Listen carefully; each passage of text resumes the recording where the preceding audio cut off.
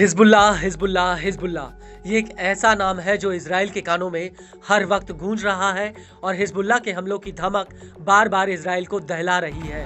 और इजरायली फौज के लेबनान में घुसने के बावजूद हिजबुल्लाह की ताकत में कोई कमी नहीं आई, बल्कि वो बेतहाशा तरीके से आईडीएफ पर बम बरसा रहा है।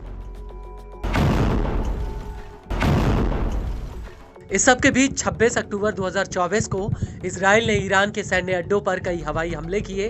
कई रिपोर्ट्स में ये बात सामने आई कि इजरायली एयरफोर्स ने इराक के एयर स्पेस से ये अटैक किए और ये हमले इराक के उन इलाकों से किए गए जहां पर अमेरिकी सेना गश्त करती है। और यही वजह है कि हिजबुल्लाह इजराइल को लेकर बुरी तरह बौखला गया है। दरअसल हम बात कर रहे हैं इराक के कातिब हिजबुल्लाह की, जो लेबनान के बाद इराक में हिजबुल्लाह का दूसरा संगठन है।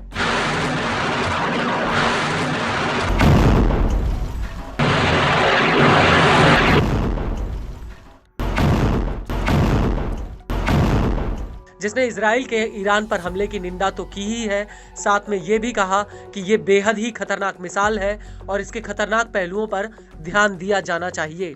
आपको बता दें कि इराक में कातिब हिजबुल्लाह इजराइल और अमेरिका का कट्टर दुश्मन है। वो इराक के भीतर अमेरिका के सैन्य ठिकानों पर आए दिन हमले करता रहता है।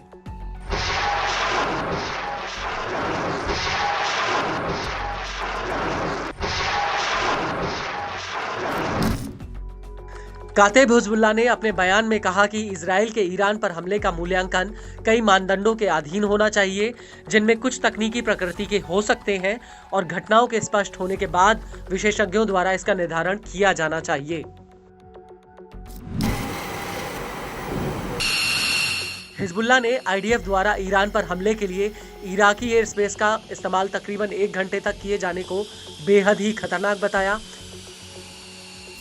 हिजबुल्लाह का कहना है कि यह एक खतरनाक मिसाल है जिसका सामना ईरान ने पहले कभी नहीं किया। ऐसे कई सबूत हैं जो इस बात का संकेत देते हैं कि इजराइल ने ईरान पर हमले के लिए जॉर्डन की जमीन और हिजाज के रेगिस्तान का इस्तेमाल एक एयर कॉरिडोर के रूप में किया।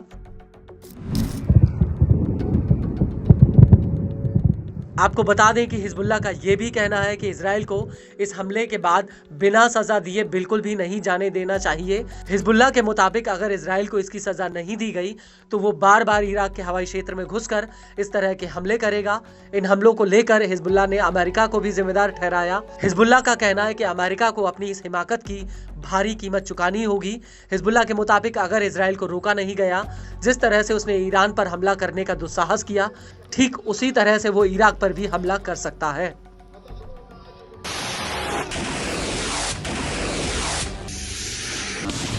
बड़ी बात यह है कि हिजबुल्लाह ने यह भी कहा कि ईरान पर इजराइल के हमले की इंटरनेशनल लेवल पर और क्षेत्रीय स्तर पर कड़ी निंदा की गई। साथ ही इसे अंतर्राष्ट्रीय कानूनों और ईरानी संप्रभुता का खुला उल्लंघन बताया गया।